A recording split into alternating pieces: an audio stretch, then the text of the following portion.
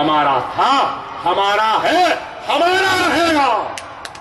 हम इस मुल्क के वफादार थे, है और रहेंगे। इस मुल्क पर अगर आंच आएगी तो सबसे पहले हम अपनी गर्दनों को पेश करते हुए इस मुल्क की हिफाजत करें।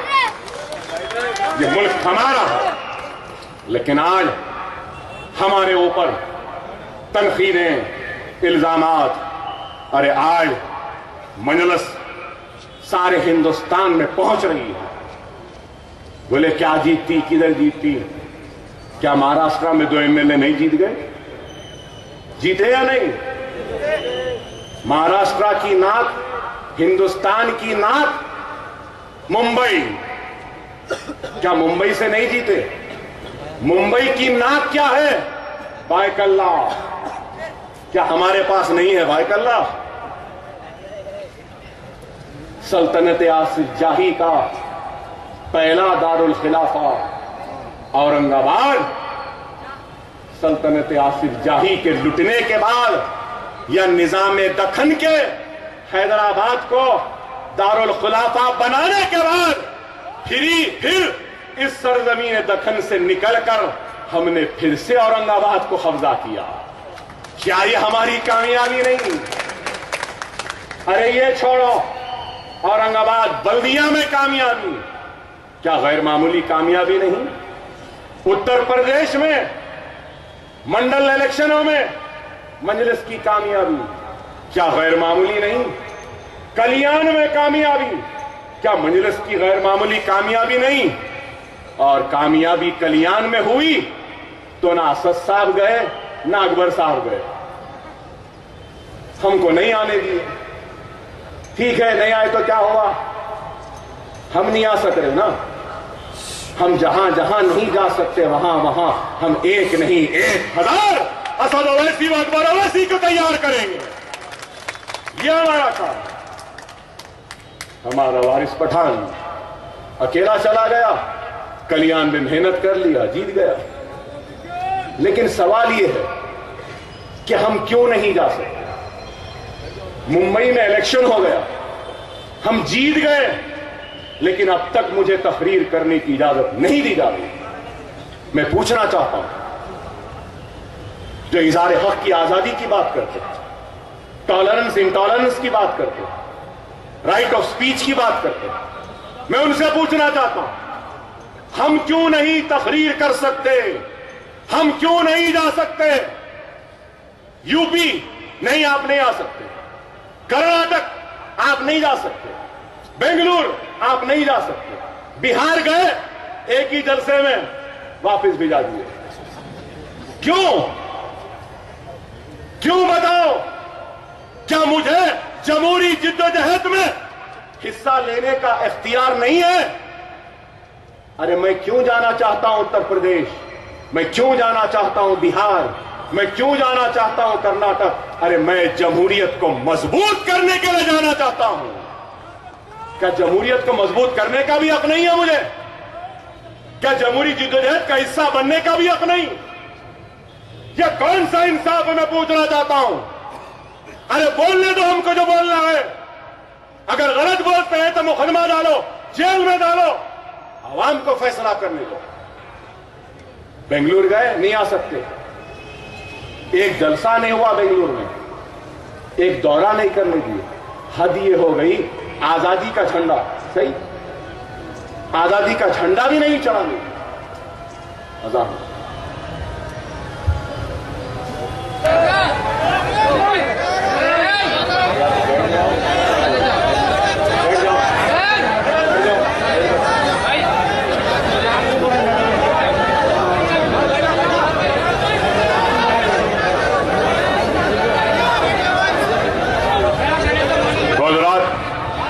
मैं आपसे यही कह रहा था कि हमको कर्नाटक व बेंगलुरु भी नहीं जाने दिए, बिहार में भी नहीं जाने दिए, और जहां भी जाना चाहते हैं प्रोग्राम परमिशन की दरखास्त जाती है तो दरखास्त से पहले मुकामी पुलिस असद साहब या मेरे ख़यामगाह पे आ जाती है। पूना में परमिशन दिया गया, अकबर साहब आ रहे हैं बोला गया, तो मैं जाने से पहले पूना की पुलिस मेरे घर पर थी। नहीं अकबर साहब, आप पूना तो छोड़िए, महाराष्ट्र की सरहद में 1 महीने तक दाखिल नहीं हो सकते। क्या अकबरुद्दीन ओवैसी क्या इस मुल्क का शहरी नहीं है? क्या हम बराबर का हक नहीं रखते? क्या हम दूसरे दर्जे के शहरी हैं? अरे जितना हक इस मुल्क पर नरेंद्र मोदी का है, उतना ही हक अकबरुद्दीन ओवैसी का भी है। अरे हम सिर्फ हक बयान करते हैं तो तुमको तकलीफ होती है, बेबाकी के साथ हम तुम्हारी आंख में आंख मिलाकर बात करते हैं तो तुमको तकलीफ होती है। एक तरफ ये फिरका परस्त तंजीमें हैं तो दूसरी तरफ नाम निहाद सेक्युलर जमातें, ये कांग्रेस, ये पूरे जो सेक्युलरिज्म का चौला पहनकर, मुखौटा पहनकर अंदरूनी पूरी फिरका परस्ती करते हैं और आज मजलिस पे इल्जाम लगाते हैं। अरे ये लोग आज बीजेपी का खौफ दिखाकर मुसलमानों के वोटों को हासिल कर इख्तियार पर बैठकर मुसलमानों के साथ नाइंसाफी करते आए हैं। आज उनकी नाइंसाफी को मजलिस बेनकाब कर रही है तो हम बीजेपी के एजेंट, हम बीजेपी से लड़ रहे हैं तो बीजेपी कैसी है? ये मुल्क के दुश्मन, मुल्क के गद्दार। आप बताइए, मुल्क की वफादारी का सर्टिफिकेट बीजेपी वालों से लेना, सेक्युलरिज्म का सर्टिफिकेट ये कांग्रेस के गुलामों से लेना नहीं। ना हम इनसे लेंगे कोई सर्टिफिकेट, ना उनसे लेंगे, हम इनसे भी लड़ेंगे, उनसे भी लड़ेंगे, सबसे लड़ेंगे, लड़ते आए हैं हमारी तारीख में और आगे बढ़ के कामयाब होते रहे हैं। आज सिर्फ हम पर इल्जाम, मजलिस ऐसी हो गई, मजलिस वैसी हो गई, मजलिस बीजेपी के साथ मिल गई। अरे मजलिस ही वो ताकत है जो भारतीय जनता पार्टी, बीजेपी, संघ परिवार, आरएसएस का 2 साल से ताक़ुब कर रही है और उनका हर जवाब अगर कोई दे रही है तो मजलिस इत्तेहाद अल मुस्लिमीन दे रही है। क्या ये लोग दे रहे हैं? कौन से मसले में कामयाब हुए? हैदराबाद सेंट्रल यूनिवर्सिटी के मसले में क्या कामयाब हुए? क्या जेएनयू के मसले में कामयाब हुए? कहीं पर भी नहीं हुए और हो भी नहीं सकते, क्योंकि इनके पास वो दूरंदेशी नहीं है, वो अक्ल नहीं है। आज मुल्क का अजीब गरीब हाल है। डॉलर कहां चला गया? 68 रुपीज। ऑयल 100 चिल्लर डॉलर पर बैरल था, आज 30 रुपीज बैरल में आ गया। लेकिन फिर भी ना महंगाई कम हुई, ना डॉलर गिरा, ना खुशहाली आई, ना रोजगार मिला, ना अच्छे दिन आए। अजीब व गरीब बात तो यह है, दुनिया में क्या होता मालूम आपको? एक रूलिंग पार्टी होती है, दूसरा अपोजिशन होती है। कहीं रूलिंग पार्टी मजबूत होती है तो अपोजिशन कमजोर होती है। उसूल है ना भाई, अगर अपोजिशन मजबूत हुई तो रूलिंग पार्टी कमजोर होती है। मगर हमारे मुल्क का मौजूदा हाल कैसा है मालूम आपको? रूलिंग पार्टी कमजोर हो रही है तो अपोजिशन उससे ज्यादा कमजोर हो रही है। आप बताइए, अजीब है, क्या है बताओ? अच्छे दिन, किसके अच्छे दिन आए? कोई देखे करप्शन खत्म, खातेमा क्या खत्म हुआ? रोजगार मिलेगा बोले, क्या मिला? क्या हुआ? और ये है, एक तरफ ये है तो दूसरी तरफ ये कांग्रेस है। क्या है बताइए? आप बताइए। पार्लियामेंट से वॉकआउट कर लेते हैं। अरे बाबा रुको, लड़ो, जो बोलना है वो अदाकारा बोल दी और चले गई। अब हारी जंग लड़ रहे हैं। ये हाल है। और आज मजलिस पे तनकीद, मजलिस क्या करेगी, मजलिस क्या कर सकती है? अरे मजलिस जो काम हैदराबाद में करी है, जहां जहां जाएगी वो काम सारे हिंदुस्तान में करेगी। ये मजलिस का आज़म है, इरादा है, ये मजलिस करेगी। और मजलिस पर बीजेपी के एजेंट का इल्जाम, मजलिस आने से मुसलमान की ओर तकसीम हो जाएंगे, ऐसा हो जाएगा, वैसा हो जाएगा। अरे बाबा, ऐसा होन दो, वैसा होन दो, हमारा नसीब तो सांपों में रहना ही है ना, रहना ही है। अब देखना ये है कौन से सांप में कम जहर है। अब आप कोई इशारे में कह रहा हूं, अक्लमंद को इशारा काफी है। हमारा मसला है तो सब एक हो जाते हैं। मजलिस पर तनकीद करने वालों, याद रख लो, मजलिस इत्तेहाद मुस्लिमीन दियानतदारों की जमात है, ईमानदारों की जमात है, खुलूस वालों की जमात है और ईमान की हरारत रखने वाले गुलाम मुस्तफाओं की जमात है। मजलिस इत्तेहाद मुस्लिमीन रसूलुल्लाह सल्लल्लाहु अलैहि वसल्लम के गुलामों के गुलामों के गुलामों के गुलामों की जमात है। मजलिस इत्तेहाद मुस्लिमीन बीजेपी या बाबरी मस्जिद के शहीद करने वाले उन मुजरिमीन, गुजरात को जलाने वाले वो कातिलों से कभी भी हाथ नहीं मिलाएगी। अरे अगर जरूरत पड़ी तो हम शहरों को छोड़ देंगे, जंगलों का रुख कर लेंगे, जंगली जानवरों के साथ जिंदगी गुजार लेंगे, सांपों और बिच्छुओं को गले का हार बना लेंगे, इन हाथों पे सांपों और बिच्छुओं को दूध पिला लेंगे। भूख लगी तो झाड़ों के जड़ों को काट कर खाकर अपने पेटों को भर लेंगे, लेकिन खुदा की कसम, हमारी इज्जतों को, हमारी इस्मतों को, हमारे खून को बहाने वाले कातिलों और अल्लाह के घर को शहीद करने वाले जालिमों से कभी हाथ नहीं मिलाएंगे। ये मजलिस है, ये मजलिस है, मजलिस इत्तेहाद मुस्लिमीन लड़ रही है। ऐवान में चाहे 1 मिनट मिलो या 5 मिनट मिलो, किस तरीके से बोलता है हमारा सदर बताओ। आपका सदर हमारी हैदराबाद की नाक, शान, मुसलमानों की आवाज बनकर ऐवान पार्लियामेंट में शेर की तरह खड़े होकर बोलता है। कोई है? अरे कोई नहीं है। बेबाकी का नाम अगर कोई है तो वो मजलिस है। समझो मेरी बात को मेरे भाई। आज मेरे लिए सबसे फिक्र की बात है और तकलीफ की बात है, वो ये है कि हमने इतना किया, हुकूमत वक्त को अपना दुश्मन बना लिया। संघ परिवार वो आरएसएस की नजरों में खटकने लगे, हमारी गर्दनों पे इनाम लगने लगे, हमारे गर्दनों की कीमत एक एक कौर तक लग गई, हम जेलों में चले गए।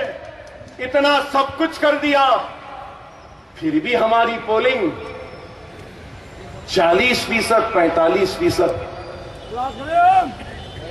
क्या हमारा काम 100% नहीं रहा मेरे भाई?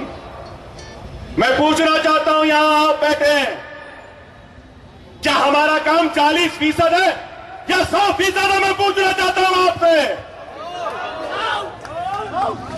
फिर पोलिंग 40% क्यों है, मेरा सवाल। अगर आप 40% पोलिंग करेंगे और मैं भी अगर 40% काम करूं तो अच्छा दिखेगा आपको। खैर 40% हो या 4% हो, मजलिस इख्तिदार के लिए काम नहीं करती, अपनी आखिरत के लिए काम करती। मगर मेरे भाई, हम कौन हैं, हम क्या हैं? हमारी क्या हैसियत है? हम कुछ नहीं हैं।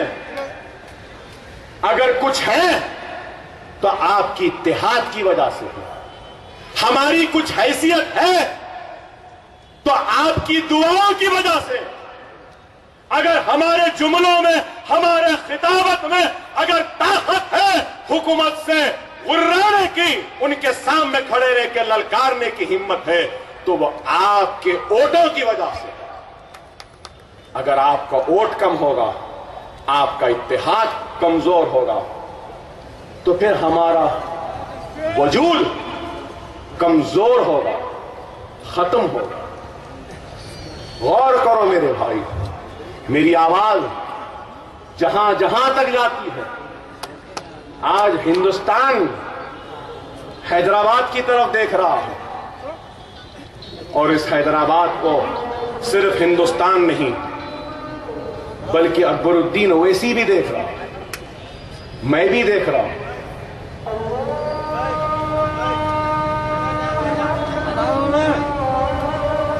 एक आस है, एक उम्मीद है कि मजलिस कुछ करेगी। अरे आज हैदराबाद की आवाम का काम व जिम्मेदारी अगर कुछ है, इतना साथ दिए ना आप, थोड़ा और साथ दे दो मेरे भाई, थोड़ा और साथ दे दो। खुदा की कसम, अकबरुद्दीन ओवैसी व असदुद्दीन ओवैसी हिंदुस्तानी मुसलमानों के दिलों को भी फतेह कर लेंगे, ये मेरा आपसे वादा है। आज मुंबई वाले मुझसे कह रहे हैं कि अकबर भाई आप मुंबई नहीं आए, मुंबई क्यों छोड़ दिए? क्या करूं, आना चाहता हूं। एक तो पुलिस नहीं आने देती, दूसरा सेहत रोकती है। हर 3 महीने को आयरन खून चढ़ाना, अब सर्जरी को जाना है, एक ही मुसीबत। फिर यहां के कॉलेजेस, यहां के दवाखाने, यहां के मसाइल, हर 4 महीने को इलेक्शन। क्या करूं बताइए? और फिर उसके बाद मेरा भाई 45%, 40% बोले, तो मैं घर छोड़ूं तो कैसा छोड़ूं बताओ?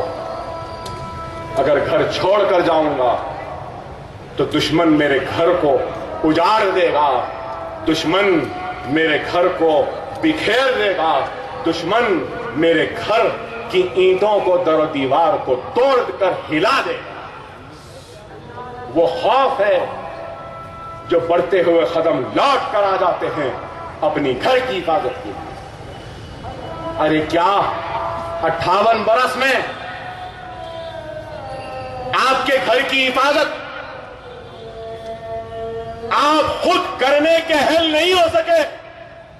क्या आप 58 बरस की मजलिस की तारीख में अपने घर की दरो दीवार की हिफाजत करने के अहल नहीं बने? बन गए मेरे भाई। अब आपको अकबर ओवैसी, असद ओवैसी की जरूरत नहीं है, क्योंकि सरजमीन दक्कन में हर घर में अकबरुद्दीन ओवैसी है, हर घर में असदुद्दीन ओवैसी है। और आपको चाहिए कि आप बोलें कि जाओ ओवैसी बरादरान, जाओ, यूपी का मुसलमान तुम्हारा इंतजार कर रहा है, घर को छोड़ो, हम देख लेंगे। तुम जाओ लातूर को, जाओ जहां मुस्लिम पुलिस वाले को शिवसेना, बजरंग दल, आरएसएस वालों ने पीटा है, तुम उसके एहतजाज को लिए जाओ, उसके इंसाफ के लिए जाओ। आपको कहना पड़ेगा कि जाओ असद ओवैसी, अकबर ओवैसी, तुम अखलाक के घर वालों के पास जाओ, तुम नुमान के पास जाओ, तुम जाहिद के पास जाओ, हम अपनी घर की हिफाजत करेंगे। आपको बोलना पड़ेगा। नहीं, अगर आप कहेंगे कि नहीं आप यहीं रहो, यहीं रहो, यहीं करो, तो मेरे भाई अल्लाह के सामने मुझे भी जवाब देना पड़ेगा, आपको भी जवाब देना पड़ेगा कि इतनी सलाहियत, इतनी काबिलियत, इतनी हिम्मत, इतनी मोहब्बत, इतनी चाह, इतनी तड़प के बावजूद तुम उन मजलूम मुसलमानों के पास नहीं जा सके, नहीं गए, तो अल्लाह भी हमसे नाखुश होगा। खुदा ना समझो, समझो मेरे भाई, हमारी सबसे बड़ी कमजोरी है। क्या क्या होता भाई, हम कुछ करो या ना को करो, वोट डालो या नहीं डालो, मजलिस ही जीतती, बस बैठे हुए। नहीं मेरे भाई, आपकी वोट हमारी हिम्मत बनता, आपका वोट हमारी ताकत बनता, आपका वोट हमारा अज़्म बनता, आपका वोट हमारी हिम्मत बनता, आपका वोट संघ परिवार बीजेपी आरएसएस से मुकाबला करने की हिकमत अता करता है हमको। समझो इस बात। वो मुसलमान उस वक्त तक मुसलमान नहीं होता जब तक कि उस मुसलमान के सीने में दूसरे मुसलमान के दुख तकलीफ का एहसास नहीं। एक मुसलमान दूसरे मुसलमान का कैसा होता है, जैसे कि जिस्म है और एक अज़ा अगर खराब हो जाए तो वैसा ही दूसरा मुसलमान का रिश्ता है। जिस तरीके से जिस्म से अज़ा का रिश्ता है, हाथ का पैर से, पैर का हाथ से, दिल का दिमाग से, उस तरीके से एक मुसलमान का रिश्ता दूसरे मुसलमान से।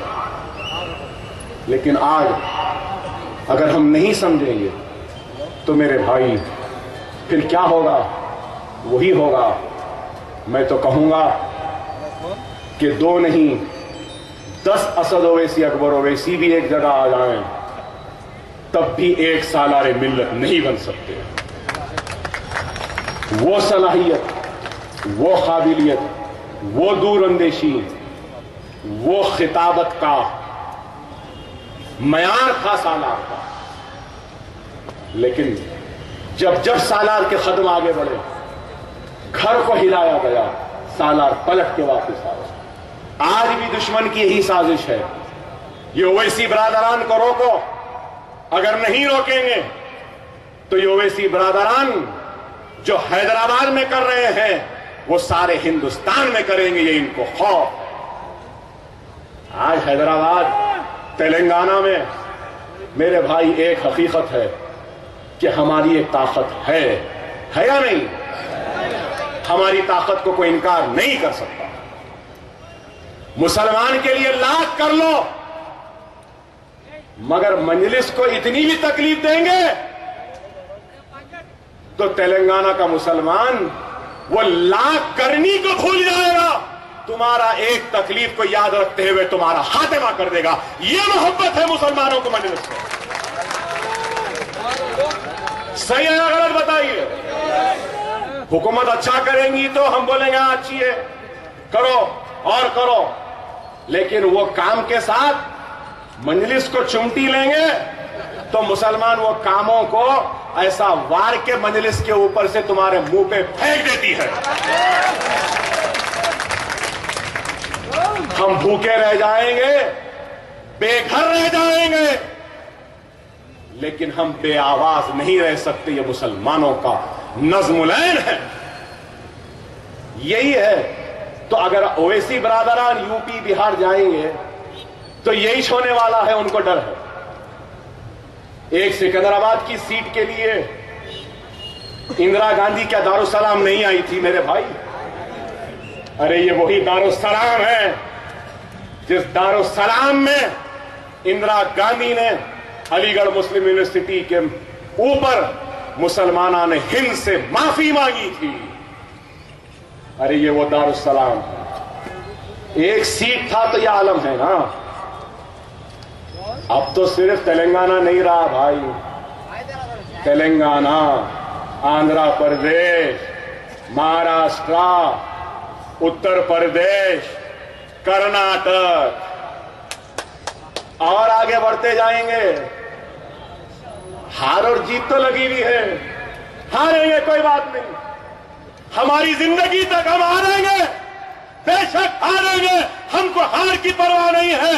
मेरी जिंदगी तक, असदुद्दीन ओवैसी की जिंदगी तक हम हारते रहेंगे लेकिन लड़ते रहेंगे, हम हारते रहेंगे लेकिन लड़ते रहेंगे। लेकिन जब हम मर जाएंगे, जमीन की ग़िज़ा बन जाएंगे, अल्लाह को प्यारे हो जाएंगे, तो हमारे आने वाली नस्ल को उत्तर प्रदेश की कामयाबी मिलेगी, बिहार की कामयाबी मिलेगी, बंगाल की कामयाबी मिलेगी, कर्नाटक की कामयाबी मिलेगी, मध्य प्रदेश की कामयाबी मिलेगी, आसाम की कामयाबी मिलेगी।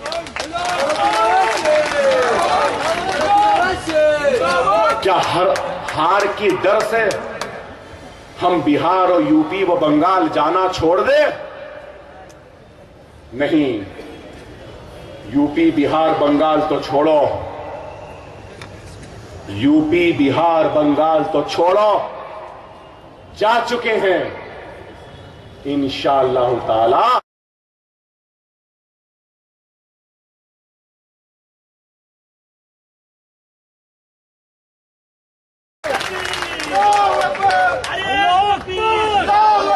वो कश्मीरी मुसलमानों के लिए भी लड़ेगी, कश्मीरियों के हक के लिए लड़ेगी, कश्मीरियों के इंसाफ के लिए लड़ेगी। कश्मीर हिंदुस्तान का अटूट हिस्सा है, लेकिन कश्मीरियों को भी हिंदुस्तान का अटूट हिस्सा समझने पर मजलिस मजबूर करेगी कि वो कश्मीरी भी हिंदुस्तानी है। उनको हक दो, उनको इंसाफ दो, उनको रोजगार दो, उनको तालीम दो, उनकी जिंदगी में खुशहाली लाओ। मजलिस करेगी, मजलिस कश्मीर भी जाएगी, इंशाअल्लाह मजलिस गुजरात को भी जाएगी। एहसान जाफरी के कातिलों से इंसाफ मांगेगी और एहसान जाफरी के खानदान को इंसाफ दिलाएगी मजलिस, इंशाअल्लाह ताला मजलिस काम करेगी। मेरे भाई, मगर वक्त व हालात की नजाकत को समझिए। खुदारा बड़ा नाजुक वक्त है मुल्क पर। हमको ऐसे नाजुक वक्त में अपने सफ़ों में इत्तेहाद को पैदा करना होगा। अगर हमारी सफ़ में इत्तेहाद नहीं होगा तो फिर हमारी तबाही व बर्बादी होगी। तबाही और बर्बादी के बाद मातम करने से कुछ होने वाला